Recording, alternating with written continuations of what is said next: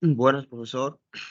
Este es mi resumen del capítulo de grafos del libro de matemáticas para la computación. Aquí está lo que yo entendí de este capítulo. Esto es para la materia de programación para mecatrónicos y yo soy Jonathan David Fuertes. Bueno, Leonard Euler encontró una solución al problema de los puentes de Königsberg mediante la teoría de grafos y llegó a la conclusión de que era posible hacer un recorrido pasando una vez por cada puente, pero solo si los vértices son de valencia par, porque si se sale por un puente, pues se debe entrar por otro puente. Y de ahí llegó a la conclusión de lo que es un grafo. Un grafo es una estructura matemática que consiste en un conjunto de nodos, también llamados vértices, y un conjunto de aristas que conectan pares de nodos. Los grafos se utilizan para representar relaciones entre objetos.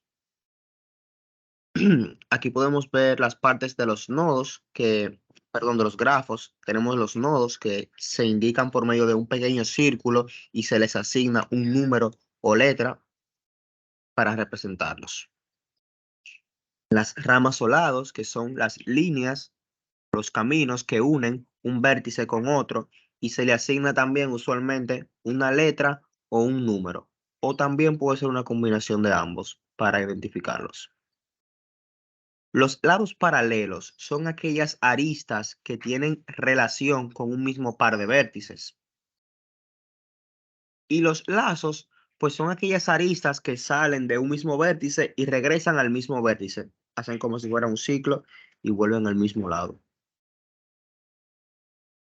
Los tipos de grafos, tenemos varios tipos de grafos y entre ellos tenemos los grafos simples, que estos grafos son los que no tienen ni lados paralelos, no tienen ni lazos ni lados paralelos.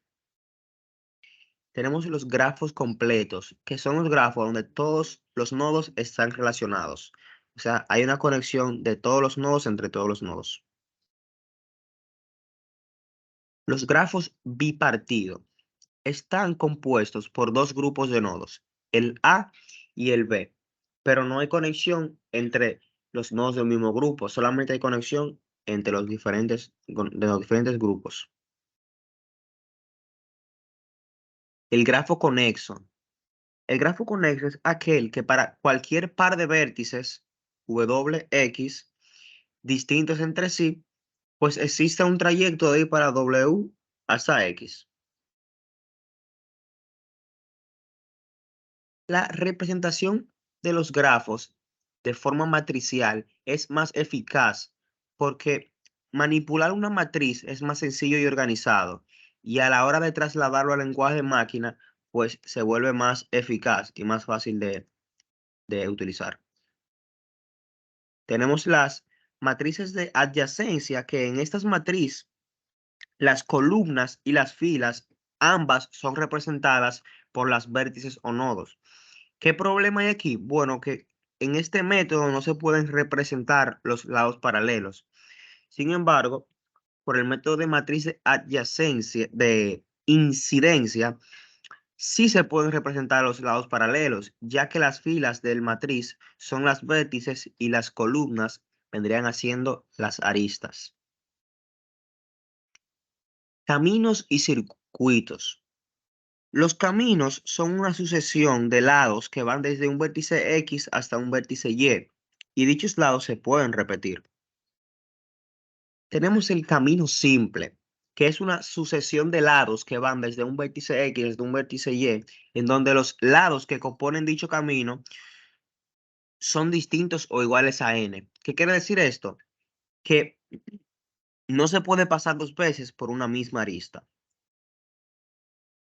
Tenemos el circuito, que es un camino de vértice X a vértice Y que regresa al mismo vértice de donde salió. Tenemos los caminos de Euler, que es aquel camino que recorre todos los vértices pasando por todas las ramas, pero solamente haciéndolo una sola vez. No se pueden repetir. El circuito de Euler. Este es aquel ciclo donde se recorre todos los vértices, pasando por todos los lados también, una sola vez. Ese es el objetivo. El circuito de Hamilton. Se trata de un problema similar al circuito de Euler, con la diferencia que en lugar de pasar por todos los lados del grafo solamente una vez, en el circuito de Hamilton se pasa por cada vértice una sola vez. Se vendrán intercambiando los lados por los vértices.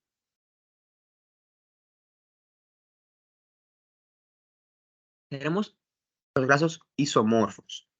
En teoría de grafos, dos grafos se consideran isomorfos si existe una correspondencia biyectiva entre sus conjuntos de vértices, de manera que preservan las aristas. En otras palabras, dos grafos son isomorfos si se pueden dibujar de la misma manera, pero los nombres de los vértices pueden ser diferentes. Para identificar más fácil si dos grafos son isomorfos, pues se puede utilizar esta tabla comparativa donde vamos a comparar diferentes valores como el número de vértices, el número de lados, las valencias, pues si son conexos o no son conexos los grafos, si contienen un camino de Euler, si contienen un circuito de Euler y así. Tenemos lo que son los grafos planos, que un grafo plano es un tipo especial de grafo que puede ser dibujado en el plano sin que las aristas se crucen entre sí. O sea que se puede considerar un grafo plano si es posible representarlo sin que se crucen dos vértices, sin que se crucen, perdón, las líneas que conectan los vértices. Dentro de los grafos planos tenemos el concepto de áreas que son las secciones cerradas que pueden identificar a un plano cuando se ve que se puede identificar un grafo plano cuando se ve que sus lados hacen frontera con máximo dos áreas, como podemos ver en esa imagen. La coloración de los grafos. La coloración de los grafos es un concepto que en teoría de grafos se refiere a la asignación de colores a los vértices de un grafo, de manera que dos vértices adyacentes no tengan el mismo color. Tenemos el número cromático. Se llama número cromático del grafo G al número mínimo de colores con que se puede colorear un grafo, cuidando, sí, que los vértices adyacentes no tengan el mismo color. El número cromático se indica como X. También es posible la coloración de los grafos iluminando las aristas en lugar de iluminar los vértices. El siguiente grafo tiene iluminadas sus aristas con los colores, verificando que dos aristas de un mismo color no incidan sobre un mismo vértice. Entramos al tema de las aplicaciones de los grafos. Los grafos tienen diversas aplicaciones bastante útiles.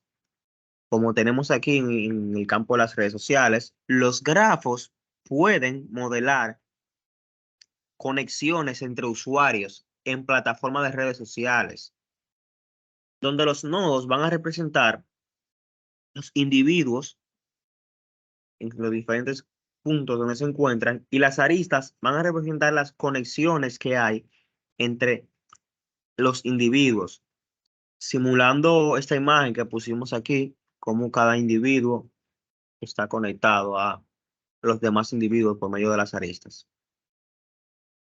En los sistemas de navegación y de mapado también es bastante útil la teoría de grafos, porque los grafos se utilizan para modelar, por ejemplo, las redes de calles en los mapas digitales y en los sistemas de navegación, donde los nodos podrían venir a representar pues las diferentes ciudades o también intersecciones y las aristas van a venir a simular por las calles que unen esas intersecciones o que unen esas ciudades.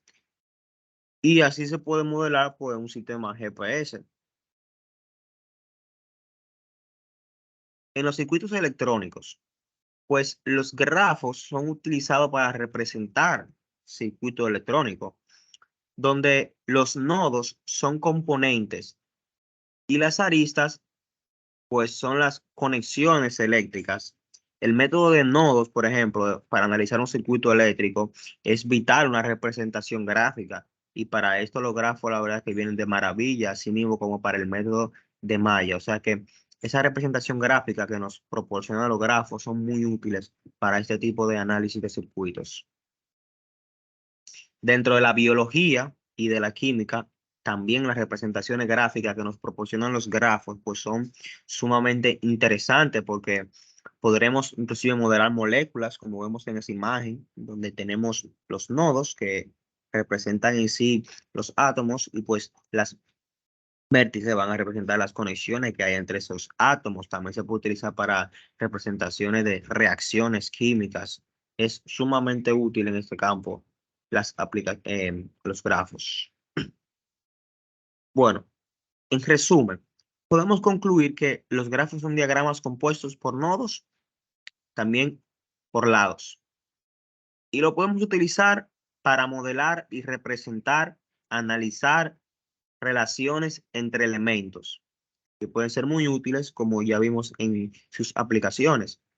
Sirven como una representación visual y abstracta de conexiones entre entidades, como vimos en el caso de la biología, conexiones entre moléculas, como vimos en el caso de los circuitos eléctricos, conexiones entre los componentes, asimismo como vimos en el caso de las redes sociales, conexiones entre usuarios. Es bastante útil estas representaciones de conexiones.